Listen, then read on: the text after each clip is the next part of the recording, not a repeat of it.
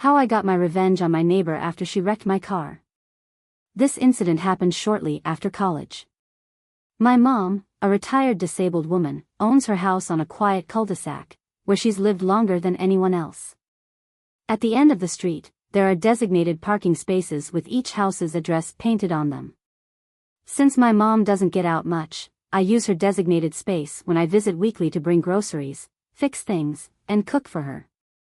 She keeps her car parked in the backyard, preferring to spend her time gardening and baking cookies for the neighborhood kids.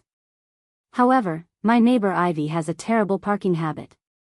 Every time I visit, her car is parked so close to mine that I have to resort to parking on the curb.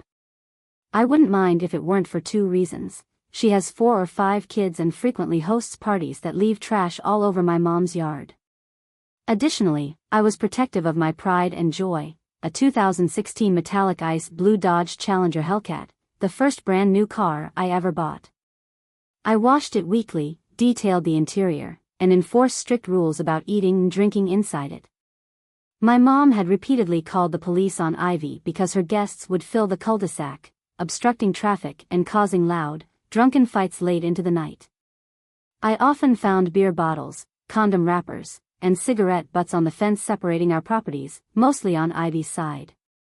One Saturday while having dinner at my mom's, I heard a loud crash followed by the sound of my car alarm. I rushed outside to find Ivy's old Honda Accord speeding away, leaving a dent from the front bumper to the door, with the headlight popped out.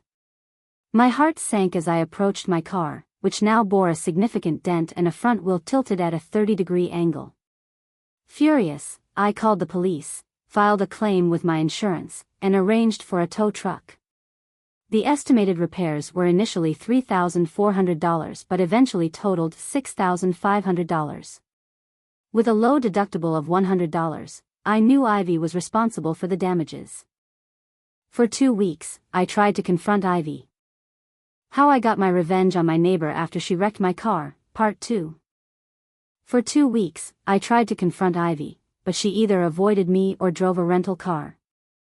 I left a note on her door, but instead of a response, I received harassing calls from restricted numbers and people blaring air horns.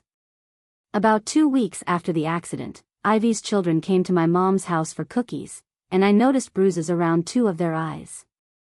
If Ivy hadn't damaged my car, I might not have pursued revenge as aggressively. I had my mom take photos of one of the children and decided to wait for the next party to take action. When Ivy hosted another party, I used an app to call 911 with a fake number, reporting a loud party at 1007 Mountain Drive and expressing concern for the kids around drunk adults.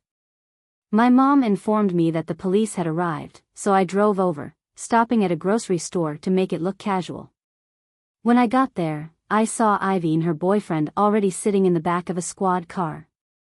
A news broadcast later revealed that her boyfriend had outstanding warrants.